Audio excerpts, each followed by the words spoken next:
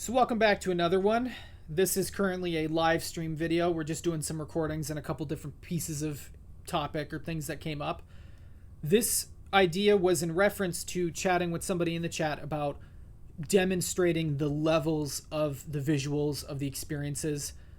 I found throughout my psychedelic journeys, there are clear delineated kind of measures of power. Okay? And this video, I've watched this video many times. This is the 7 levels of psychedelic experience by Josie.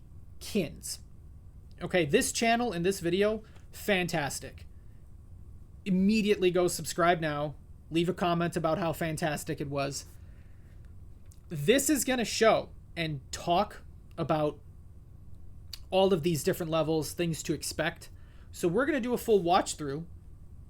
Josie, if you find that you're not a fan of the... I'm not trying to content steal here. I'm not going to pull a Hassan and walk away. But like, if you do not like this reaction, let me know. We can work something out. I understand that you don't want new people leeching. It is what it is. But with that in mind, we're going to begin. And every so often we're going to pause and we're going to discuss some of the effects and some of the stories I've had in the past.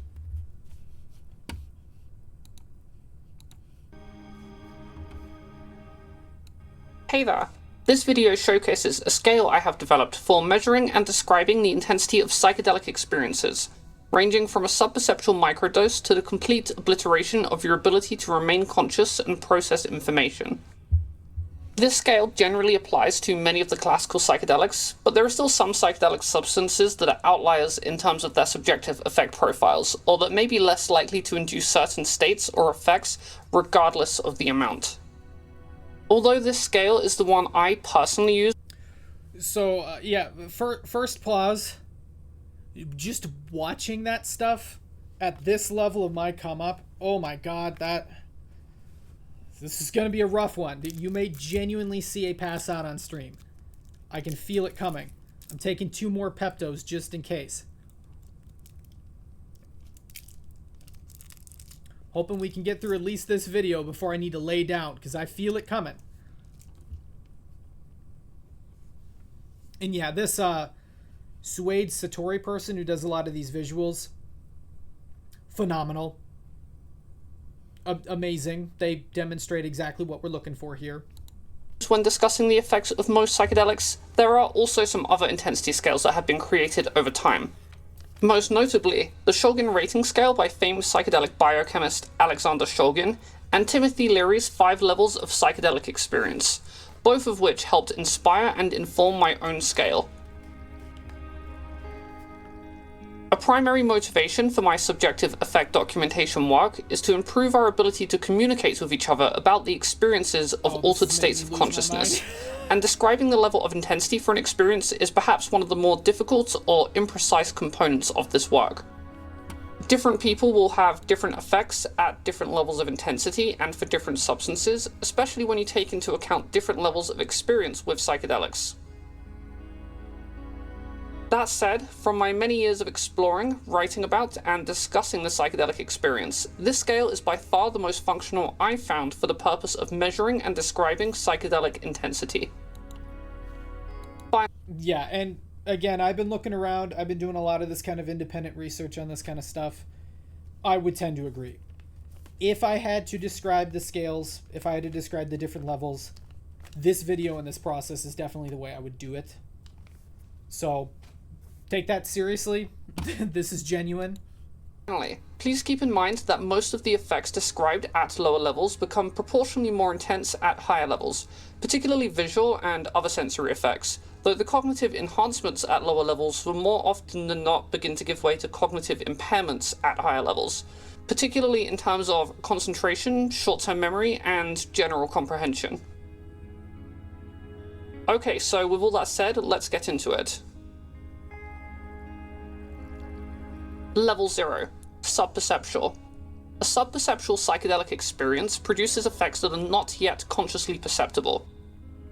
Taking very small amounts of psychedelic compounds to reach subperceptual levels in an effort to promote focus, creativity, and improve mental health is often referred to as microdosing. There has been some research into So yeah, with the subperceptual, I found that with a lot of these products, if it's like a gummy or a chocolate bar, you're gonna nail that target pretty easily if you just take the one piece. Say this is your tree house, you take one. Say it's one of the chocolate bars, maybe two at most, and you're gonna get this kind of experience. While Amanita muscaria behaves differently since it's not a tryptamine, a lot of times if you take a light form of it, like these vapes or whatnot, you're going to get visual effects and sensations that are basically the exact same as what is described for microdosing. It's not going to stay that way, but do note as a microdosing option, both are very possible a good solution for you. Both of them together may be an even better solution for you. Definitely keep your mind open to it. Microdosing that seems to show some promise for certain effects, but also some limitations, and it's a topic we're looking at possibly delving into deeper in a future video. Level 1. Subtle. A subtle psychedelic experience produces sensory, cognitive, and physiological effects that are slight but just about perceptible. Subtle effects are mild enough to easily be ignored by directing your focus towards the external environment, and they may only be distinct or recognizable if you deliberately focus on them. The overall effect is essentially a sober headspace. Your typical experience of the world will be largely maintained, but with subtle cognitive and sensory enhancements or alterations. The specific effects of subtle psychedelic experiences may include mild versions of sensory enhancements, such as color enhancement, which makes colors look brighter and more saturated, sensory distortion, such as visual drifting, cognitive effects such as focus enhancement, and intensification of emotions or music appreciation enhancements, and tactile effects such as paresthesia, which are spontaneous sensations like fuzziness, tingling, or warmth. So far with the level 1, this again is something that you'll get if you take with like a tree house, maybe 3 to 4 of these. Now we're getting into like with the road trip, maybe 1, maybe 1.5 will get you at this level pretty consistently. This is kind of the stage in which the Amanita, in theory, in high amounts, could visually still appear like this. Not as much like the colors. You know, like some of it had like a very deep purple. You're not really going to see that on Amanita. But some of the fuzziness or the things around the edges, this is kind of where it caps out. At this stage and above, Amanita is not going to provide for you that kind of experience. So if you bought an Amanita based product thinking that it was going to be a conventional psychedelic like the ones described in here, this is about where your experience ends. It can definitely go further. People have taken it further. I've taken it further, but that is a different subject for a different video. Level 2. Mild. A mild psychedelic experience takes you slightly outside a purely sober headspace. Depending on the person's experience of psychedelics, personality, and whether they are focused on specific tasks or immersive activities, they may be able to suppress or ignore the effects. But someone who is embracing the experience will typically have a mild but noticeable alteration in their general experience of themselves or the world around them. This level typically induces a range of weak but noticeable effects, such as closed-eye visuals of indistinct psychedelic geometry, ill-defined open-eye distortions, such as the appearance of slight trails behind moving objects or difficult-to-spot warping in textures, an increased inclination to introspect and analyze, and further but still mild perceived improvements in the clarity or acuity of the senses. So what's interesting about this level, and with a lot of my trips, is for the majority of the trips I do, the visuals kind of top out at mild. They don't really get much stronger than that. The intensity of like the emotional aspects, the introspection, the just sheer body high, the stoning effect, that can be significantly stronger. So like right now at this stage in my trip, I'm firmly into the come up. The digestive process slowed it down a bit, but I'm experiencing right now probably a mild. Okay? Nothing too wacky. I'm still functional, I think. Yeah, for the most part, a mild is probably the best bang for your buck. If you're looking to like really explore psychedelics, but you're not trying to like lose your mind or do anything extremely wacky, a mild I feel like is a really good starting point. To get you that mild, we're looking at on like a tree house maybe between 5 and 7 on the person and the diet. Again, on a road trip, maybe 3 getting into 4. 5 is kind of getting into the higher range. Trying to think of any other big comparisons. A lot of people like the silly dots. The silly dots, I don't know what the fuck they are. Some part of it operates like what's in this video, other parts do not at all. So I can't say those apply to this situation. No, but the mild is a really good balance. It's easy to attain. It's not super challenging. You can work out a lot of things like this. Mild is definitely the point in which you want to stop if you're trying to actually socialize with people or like go around and do things. Because anything beyond mild, you're going to have difficulties.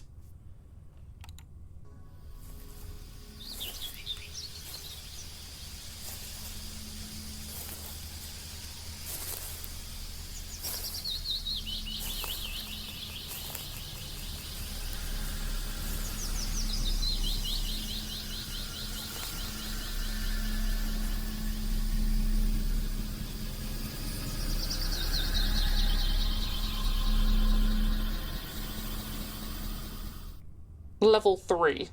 Moderate. A moderate psychedelic experience induces an overt, though not overwhelming psychedelic headspace, such that your experience of yourself and the world is distinctively altered. At this level, the effects and the nature of the substance become clear and defined enough that ignoring its action becomes difficult. But people are typically able to engage in regular behaviors and maintain the ability to communicate properly, though there will likely be noticeable impairments in concentration and short-term memory that may be overcome with effort. Okay, so our acquaintance here in the chat said that his trip on the 5 of the Karma IQ, another very popular brand, seems to have been stronger than anticipated. Is it looking like it's this medium, or do you think it was actually higher? Because that would be a very interesting case study to work upon.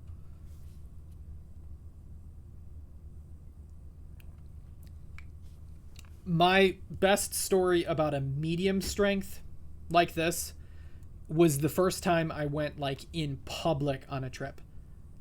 The first time I've been on a trip outside of my home was to a forest. That's a different story for a different time. The second time when I actually went outside, but this was in public with people, I had to interact with people, I was doing a moderate trip, this kind of power. And I went to the art museum in Chicago, and boy howdy was that an experience.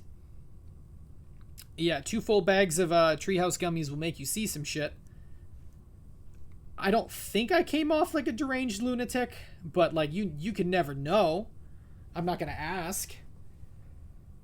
And it ended up being a very good time, but there were multiple points in which like there were those tics where like it just gets stronger all of a sudden, where like it makes you really, really nervous. And when you're sitting in an art museum in downtown Chicago, several hours away from your home, it certainly gets to you. All right, let's see in the chat. Yeah, so being a novice, being new, doesn't necessarily correlate to the strength of the visuals, I would say. The thing about novices with psychedelics is the emotional component can really mess with your head. And if you don't know how to control that, it can really fuck with you. For visuals are going to be pretty consistent on most people, unless there's like a medication complication, pretty much always, be it new or experienced. Probably where the dangerous synergy comes in is when that emotional aspect of like fear and uncertainty then merges with the visuals. That can definitely fuck your time up. But yeah, that's certainly interesting that they were indeed that strong. I definitely got to look into getting some of those. A moderate psychedelic experience can induce a range of well-defined sensory effects. These can include visual distortions, such as distinct traces following moving objects, symmetrical texture repetition, the external environment appearing to warp, melt, and flow. Colours in the environment may be not only brighter, but shift to a different hue. Distinctly present and complex, yet not overwhelming geometry may also be present within both a person's open and closed-eye vision. Alongside this, there may be more hallucinatory effects such as pareidolia, which causes you to see patterns, objects, and faces embedded within textures or scenery, and daydreams accompanied by closed-eye imagery. In terms of cognitive states, there will often be increased feelings of spirituality, memory and concentration impairment, an increased tendency to notice or appreciate common or mundane things that you would normally ignore, and an increased tendency for your mind to wander from topic to topic and thought to thought. It's also very common to have an increased tendency to perceive things as funny and to laugh very easily. So I would say with this level of strength, unless I'm trying to like really work on something, this level is my preferred, right? It's got a lot of the benefits without a lot of the really bad cons. It's just really good. I would say most of my trips are like this. I like to trip like this. Sometimes you find if you get one of those serene trips where you do not want to add anything more to it. Most of the time on trips, there's a lot of like this obsession of like, did I take enough? Do I need to take more? It doesn't feel like it's working. It's not working well enough. And then you might take more and you might do things that are irrational and then mess up your time even worse. But on a lot of medium trips that are serene at this stage, you just feel content. You don't feel like you need to do more.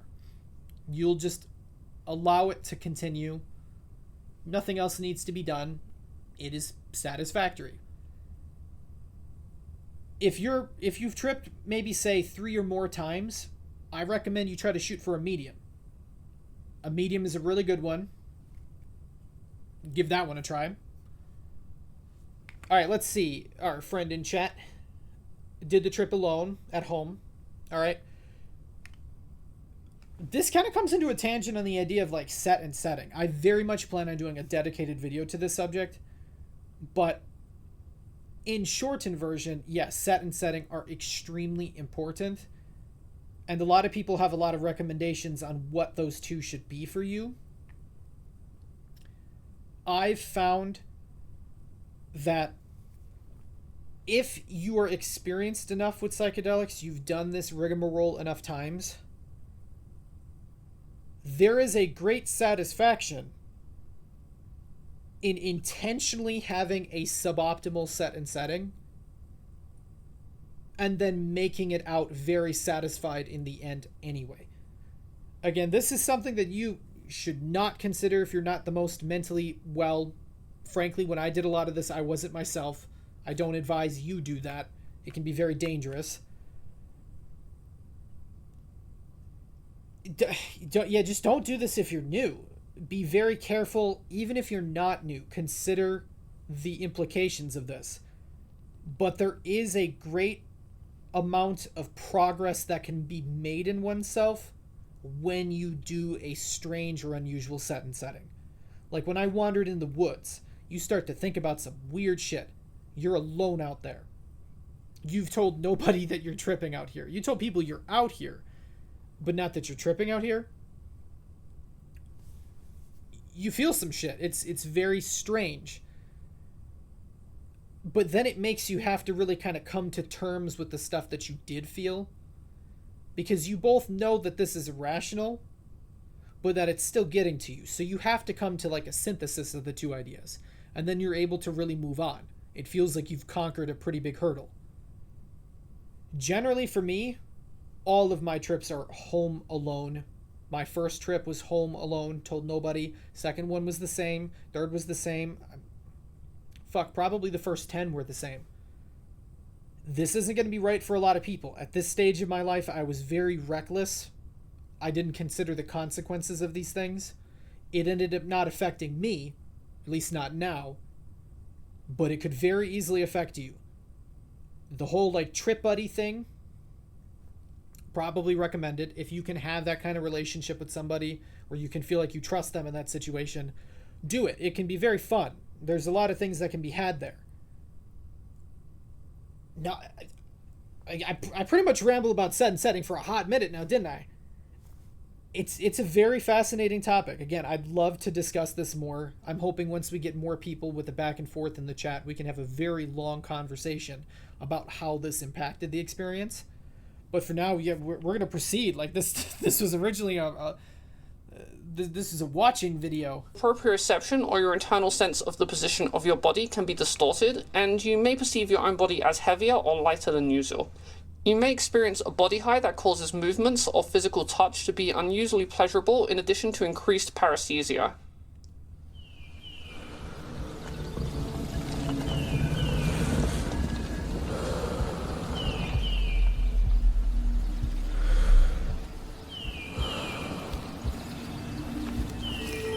Yeah, I would definitely say I'm at least this level right now as we speak.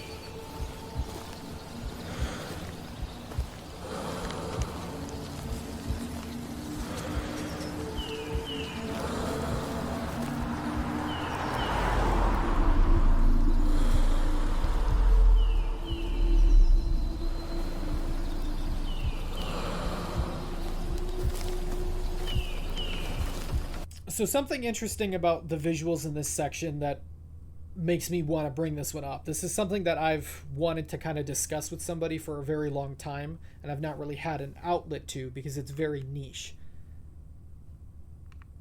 At first, when you see these kind of visuals, or if you've never done psychedelics and you see these visuals, it will come off as deeply distressing.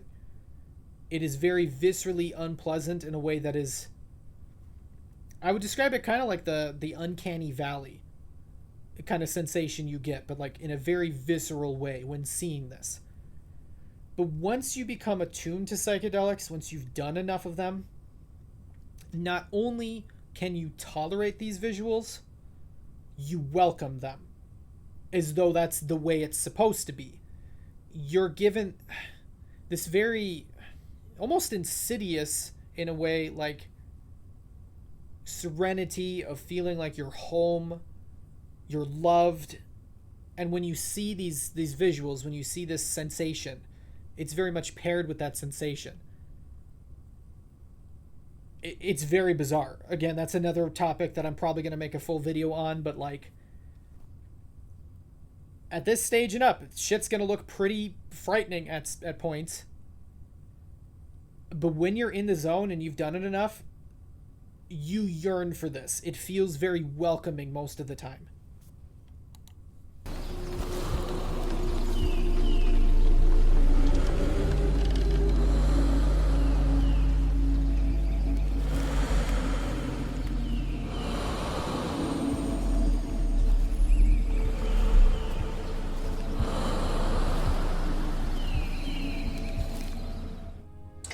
Level 4.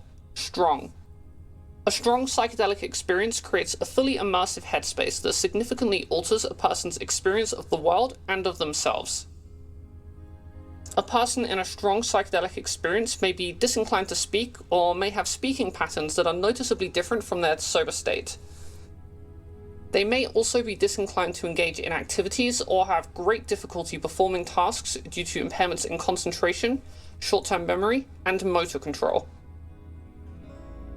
At this level, the effects are powerful enough that a person will become fully engaged in the psychedelic experience, whether they wish to be or not. Strong psychedelic experiences often affect a person's present ego or self-perception. I'm fully zoned. You might perceive yourself as more youthful, less connected to the mundane world, or more primal or animalistic. Yeah, so that idea of those like feelings that you get, that's certainly part of it. Again, I feel like for me, the part that's the most common is that feeling of like, again, belongingness, like you're supposed to be here, that this is natural. That's the predominant sensation. The other stuff that's described here, yeah, you definitely feel that, but it's not an always thing for me. Ego or personal biases can be suppressed, which can contribute to new realizations or ideas. You might have a tendency to view things as important, special, or meaningful just based on a feeling.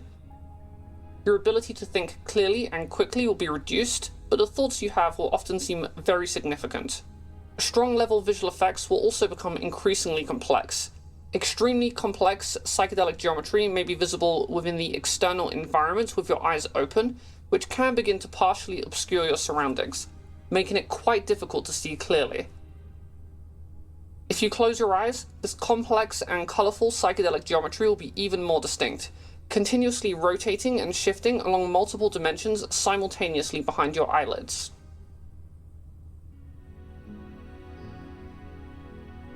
Internal hallucinations may also occur, as you partially disconnect from your external environment and slip into fleeting dreamlike psychedelic scenes and scenarios. So I've found for me, even when I'm shooting for very, very strong heroic dose trips, these kinds of visuals are very rare. And they're fleeting, or they're mostly transparent. So like this kind of, I'll allow it to play forward a bit. That like hallway kind of scene, you'll get that. But I feel like the strength of that is more of like a DMT thing. With like 4ACO DMT, you'll get this, but it's more of like a semi-transparent, it's in the background. If you're not directly paying attention to it, it's not going to really, it'll be there, it'll be in the way, but it doesn't completely obscure your vision. But if you focus in on it, it can then become far more clear, far more in-depth. The more focused, the stronger, typically.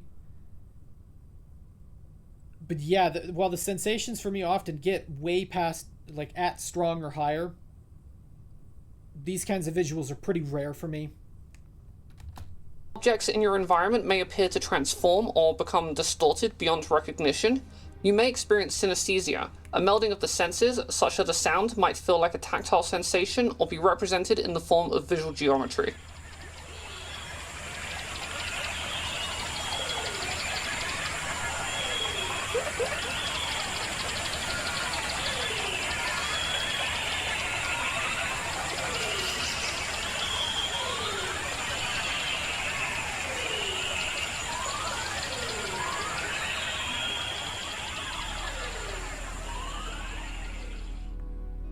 Level 5. Heavy. So, heavy and above visuals, I've only seen a couple times. I've seen stuff like what this is. The last time I saw something this powerful was, the time when I did 3 full bags of Road Trip in one setting. I passed the fuck out, and right before I passed out, I saw shit like this. Creepy. It didn't really even alarm me in the time. It was just sleep was the main priority. But this is rare. You would have to take so much to get here pretty consistently, even on on a low tolerance. This is not going to be common. With 4ACO, it's definitely easier. Obviously, if you saw the earlier videos, I slammed 3 full bags of gummies. Like, you could do that with no tolerance, and you're going to get to heavy and above pretty fast. But this is not going to be common if you're trying to take it reasonably. If you're afraid that, like, oh shit, I popped 3 Treehouse before the party, am I going to see shit like this? And the answer is very much no. This is not something you're going to expect often.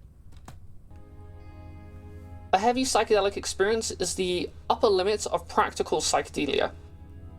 At this level, the person will be rendered incapable of functioning and communicating properly, leaving them either completely disconnected from their environment or extremely disorientated.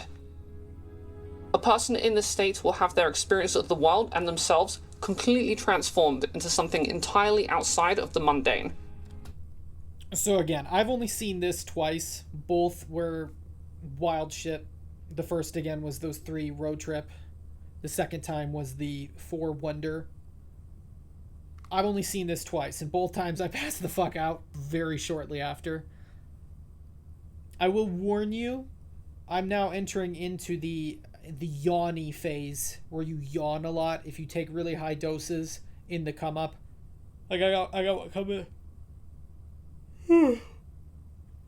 I can't imagine I have a particularly good looking yawn, but expect to see it a lot in the near future. There are some times at this part of the come up where I've yawned dozens upon dozens of times in like 15 minutes. It can kind of hurt sometimes, to be honest. So expect that, and don't expect something this powerful. This is not going to be something that you're going to see very often. Heavy amounts of psychedelics typically induce a wide range of all-consuming effects, such as breaking through into a space that is comprised of unfathomably intricate geometric patterns and hallucinatory states, such as contact with autonomous entities and the visitation of imagined realms. A complete loss of the person's sense of self or ego, delusions, and occasionally life-changing spiritual or transpersonal experiences. The specific effects of heavy experiences can vary significantly from person to person, substance to substance, and even session to session, for the same person with the same substance. It is very common for a person's ego or aspects of their identity to be entirely dissolved, which can allow for or induce a wide range of transpersonal experiences, most of which... So, again, my main goal when I'm doing heroic dose trips is to hit that kind of mental game, that kind of mental change. That's the goal. I've done this a fair few times now, where it's like, it feels like how people describe enlightenment. I wish I had a better term for it. I'm generally a very materialist person when it comes to thinking of these things. It feels like what people say enlightenment feels like. It's very fascinating. It's basically become one of my main goals in life at this point.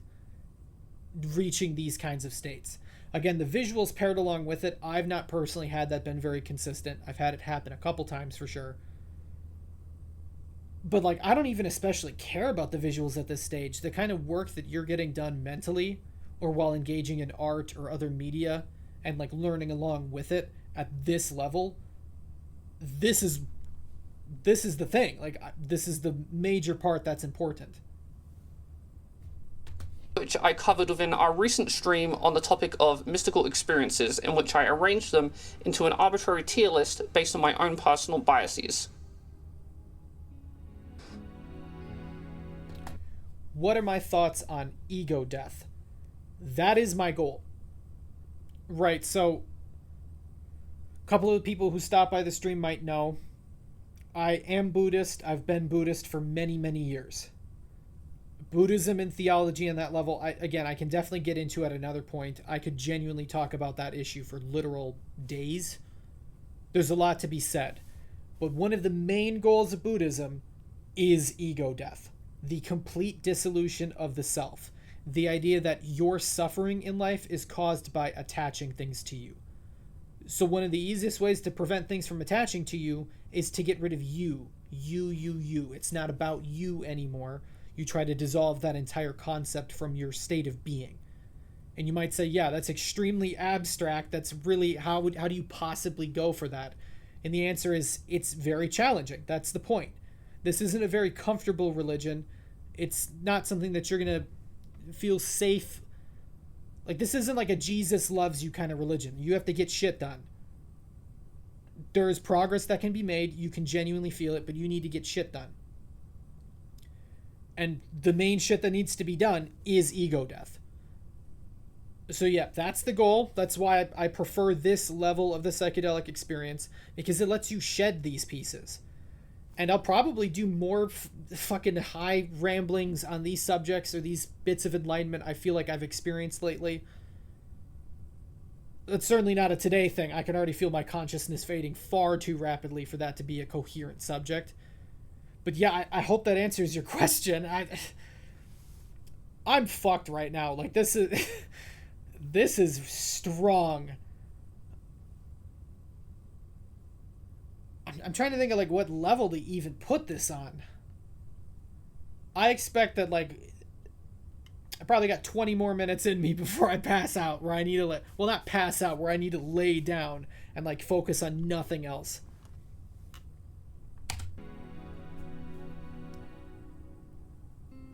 Level 6. Extreme. An extreme psychedelic experience causes effects that are so powerful and pronounced that the person will typically be rendered unconscious and amnesic for a prolonged period of time. Usually with... So that's fancy talk, and again, I like the technical language. One of the things that I appreciate a lot about this channel is we use a lot of the same technical language when we're trying to be serious. Kind of a weird thing to appreciate in another channel, but she talks the same way I do. It's fancy talk for you. You take this much and you are out cold. You are like fleeting in and out of existence for the next few hours. I got to extreme. 3 bags of road trip, and then like a week later on 4 bags of wonder. Don't fuck around with extreme. I made it out. Like this wasn't a bad trip either time. But like, if you were not in a good mood, I genuinely can't even imagine what that would be like. That's how profoundly strong this experience is mentally. Oh. Yeah, I mean, it just makes you pass out. I don't... highly exaggerated and uncomfortable physical side effects. At this level, the person will experience the effects typically associated with the previously described heavy level during the onset and offset of their trip. During the peak, however, they will simply black out and become unconscious. On a personal note, I have tried many times to experience what is beyond ego disillusion on a wide variety of psychedelic compounds, and I can confidently confirm that even in the best case scenarios, it simply leads to increasingly prolonged and intensified bouts of absent selfhood that shifts into periods of unconsciousness and amnesia. Yeah, so again, that is the single best way to describe that experience, where it is such a fleeting, dreamlike, amnesic state. A lot of like this kind of like amnesic state is like seen a lot in media. You'll see it as like a trope, especially in cartoons, where somebody has like this vision quest very quickly after drinking it. I don't know. Think like the Sokka from Avatar. It's the quenchiest. He drinks the cactus. Shit like that, where it's like, that's a different substance, but like the fleeting nature and the rapidness of it, it's incomprehensible. It's usually these very strange worm kind of things. I don't know how to describe it, but it is an accurate depiction of what I had both times. It wasn't unpleasant per se for me, but it was very... You felt it in the gut, and you felt it in the forehead quite a lot. There is no therapeutic or recreational value to taking the psychedelic experience to such an extreme. Yeah, so that's basically like my favorite quote in the entire video. There is no reason why you would ever want to get this fucked up. You're not getting anything done. You might have gotten something done pretty early on the come up, but like at the point where you're here 2-3 hours in, it is a useless experience, with the exception of getting you a fast night's sleep. Both times I did this, I slept fine. Right, like my sleep quality is usually ass, so like I don't have like a great standard to build that off of, but I woke doing fine. Nothing felt especially wrong. There wasn't any like after high, which you sometimes get, but it just put me to sleep really, really quickly. And every time that I would potentially like wake up slightly, it was very jarring for a split second, and then you're just right back into it. But you are getting nothing done. You're not thinking. You aren't anything. You aren't. It's not productive. Do not shoot for this other than maybe once as like a shit post. Which psychedelic would get you to such an extreme effect? Basically any of them on high enough doses. So with 4-AC or DMT, there are a couple benchmarks that people like to use as like the... You know, they pair a specific milligram dosage to get you each of these tiers. I would say anything above 50 milligrams, you have a chance of getting to this level. I've done as high as 140 milligrams in a singular setting. I had tolerance, but like those 3 bags of wonder, or the 4 bags of wonder, the 3 of road trip, probably were in the hundreds. It just 4-ACO will get you here. LSD I've not personally had, but from what I've known from people talking about it, LSD will also get you here. Pretty much anything above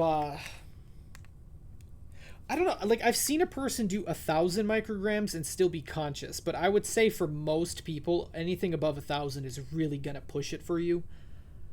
I do not know nearly enough about ecstasy, MDMA, or even 2CB to say anything about that, but again, you could probably slam a shit ton of them and you'd be at this state.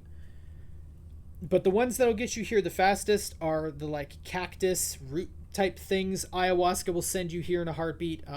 Mescaline will send you here in a heartbeat. You don't even need a lot of it to get you here, but the single fastest way to get to this stage is DMT. It's going to be very expensive. You're going to smoke it. It's going to last 15 minutes, but it'll get you here if you took enough. And again, I don't know why you would want to go here other than just to say you did. I guess, okay, fine. I guess that's kind of cool. I get to say I did.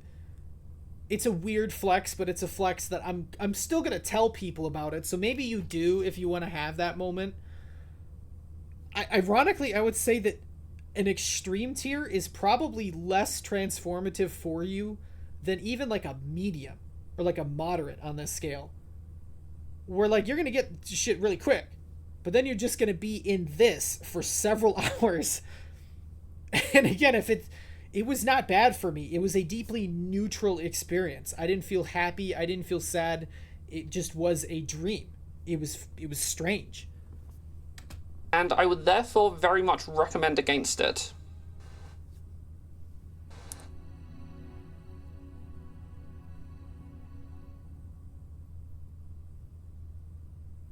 So yeah, I hope you enjoyed this look into the leveling system that I personally use for psychedelic experiences.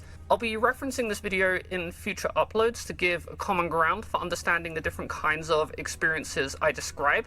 And I have a separate intensity scale for dissociative substances that's already fully fleshed out on effectindex.com, so let me know in the comments if you'd like to see a video for that scale as well.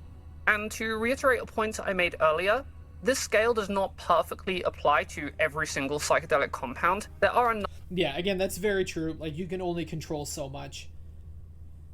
But, like, what's the point of science? What's the point of trying if you don't try? You know, we gotta have these general standards. You're gonna get your outliers. It may happen to you. Be prepared for it to maybe happen to you, but don't expect it to on any of these psychedelics. It affects people in different ways. The number one way that's going to make it be potentially very strong or nothing at all is certain medication.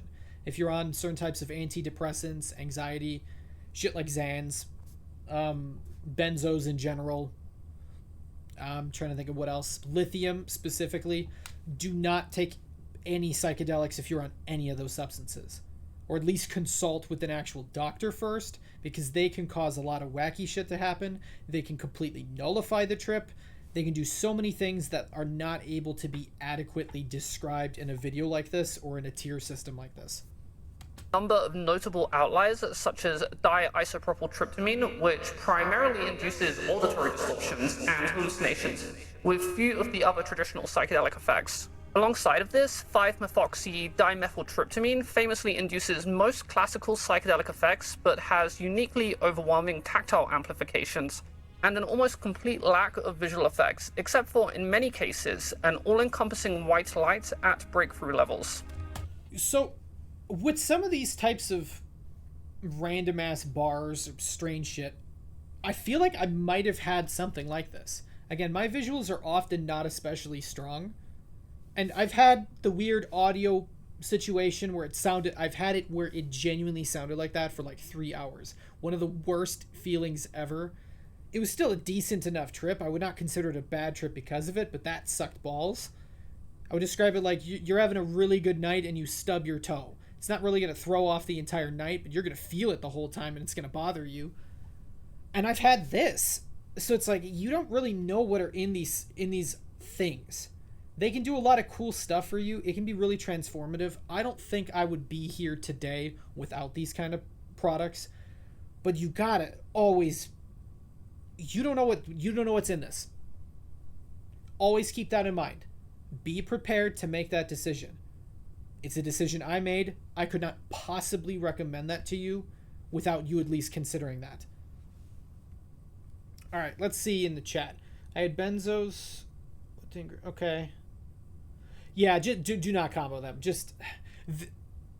There are people who do combo them on purpose. There are unique benefits and cons to doing it. But when you are new, do not combine them. The only thing I would say you could safely or like adequately handle to combine at your level, at your amount that you've done, is a small amount of cannabis and some of the Amanita muscaria. Combine literally nothing else. Certainly do not combine alcohol. Just don't. Let's see. I was just knowing I had them made me feel better. Okay. Yeah, so it's like that is a situation that can be the case. This does not occur for all people, but for a sizable amount of people, when you take benzos, it will reduce the power of the trip pretty substantially. And so some people who are more familiar with the benzo high, I have very little experience with benzos. I don't think I've had one intentionally in like well over a decade. Okay, so I don't know how I would react to that shit.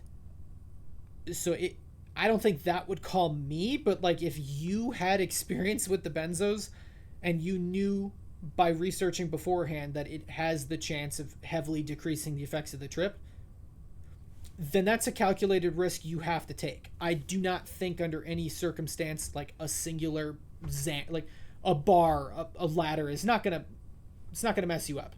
Okay, just be careful. You can never know. Even between most classical psychedelics, there are still a number of differences in terms of their unique subjective effect profiles. For example, individual compounds may differ in terms of whether they induce sedation or stimulation, the distinct aesthetic qualities of their visual effects, different kinds of tactile sensations, tendencies towards different kinds of contemplative periods or general changes in thought structure, the proportional ratios of hallucinations versus complex geometry and patterns, the prevalence of uncomfortable physical side effects such as nausea and vasoconstriction, the likelihood of insights and mystical experiences, and whether the experience is more likely to be interpreted as therapeutic, anxiety-inducing, recreational, or some combination of the three. Despite all of these differences, however, the majority of classical psychedelics have a lot of similarities, and this intense... Yeah, I mean, that's true. Again, they're all tryptamines. They all act on the same receptors. While there'll be some variations on the type of things you get... Oof, the caps really got me this time. Well, there'll be some variations. There are enough variations within trips of the same substance that distinction is basically pointless. It can be so different every time that any amount of like summarizing that we can do is worthy enough to do. So just know that your experience could vary a bit, but this is generally what it's going to fall into. Scale focuses on the effects that they have the most in common. If you've made it this far into the video, thanks so much for watching. I just wanted to take a moment to directly thank all of my new and old Patreon supporters. In order to improve the value of pledging to me, I have a $5 plus tier called Psychonautics Advisee, which essentially means that I will offer my informal opinions on and answer any questions you may have regarding psychonautics and the general exploration of altered states of consciousness. I am a walking encyclopedia on these topics and have leading expertise in this field, so if you're just starting out or still looking to learn, then this could potentially be a good option for you. Thanks again, and I'll see you sometime in the next few weeks within a video on the topic of dimethyltryptamine. Alright, so I felt it was necessary to play things out to the conclusion because I kind of want to establish at the beginning of this how I intend on doing these kinds of rewatch videos, these react videos. So much of the issues with React videos on YouTube, a lot of the discourse has to do with because the people who are doing the reacting are just being scummy about it. They're making dumb excuses. Don't leave your chair for extended period of time. Don't stream for 12 consecutive hours. Take breaks. Be reasonable. And when you watch other people's content, shout them out. Give them due credit. You don't have to pay them. You don't owe them that. This is fair use. But do what you can to actually reciprocate. This is a community we're trying to have here, especially in something as small as the Psychonaut community. That connection is very important. While I can't say this channel specifically has done a lot of the inspiration for me to want to do this kind of content creation myself, it for sure had some inspiration. I mean, my idea is frankly kind of similar. I didn't really consider the extent of how similar my offerings are in a lot of ways. And so it's like these are both very good options for you. A lot of this person's videos are very good. You want to shout out the people. If you disagree with the people, that's fine. You can say so. But if you're going to watch their stuff, give them credit. Play their ads. I know you might not like listening to Raycon every time. Just give them that due credit, the little you can. And that's plenty. And if it's one of those situations where YouTube automatically claims the video's monetization, most of the time with YouTube on these kind of subjects, you're not getting monetized for shit anyway. You're going to have to get your money from some other means, be it like Patreon or direct donations, super chats, things like that. Give them due credit. And yeah, that effectively concludes the video. My general impressions, again, is like, this is the video I show anyone when discussing the tiers.